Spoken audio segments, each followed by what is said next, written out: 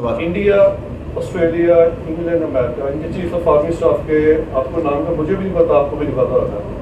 हमारा सिर्फ सबसे बड़ा इशू ये होता है कि जब चीफ ऑफ आर्मी स्टाफ अपनी मुद्दत पूरी करता है 6-7 महीने पहले जम हुई शुरू हो जाती है।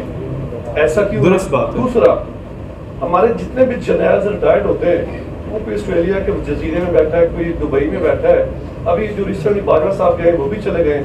ऐसा क्यों होता है? वैसे ये आपने सवाल आज कर लिया, इसका सलूशन हमने बाद में बताना था, आपने कर दिया तो आज मैं बता रहा हूँ।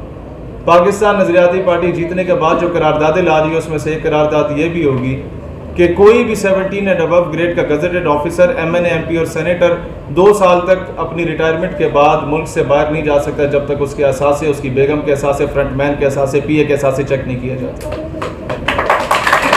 और भी सवाल, ये सलूशन है।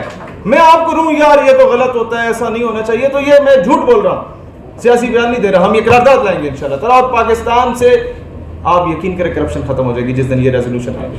सर मेरा एक दोस्त है सर, वो आपको सपोर्ट करता है, हर जहां भी बात करते हैं तो आपके बारे में बात क्वेश्चन पे क्वेश्चन ये है सर, उसको मैंने ये कहा है कि शहीद साहब महंगाई के खिलाफ क्यों बाहर नहीं निकले, सर इसके बारे में जरा बता दें। देखिए बात यह है कि या तो महंगाई के खिलाफ निकल के मैं सिर्फ नारे लगाऊं या मैं उसका सोल्यूशन दूं। 4 जून को मैंने पेट्रोल की प्राइसेस पर भी सोल्यूशन दे रहे हैं कि कम की कैसे जाती हैं। आगे रियासत माने तो उसकी मर्जी है, नहीं मानती तो इलेक्शन वैसे भी 2 महीनों के बाद होने हैं और इंशाअल्लाह ताला मुझे इलेक्शन में बहुत बड़ा चेंज नजर आ रहा है। PTI और नून लीग के 7 कैंडिडेट खड़े हो गए। मेरे नौजवानों याद रखना, 7 कैंडिडेट खड़े हो गए।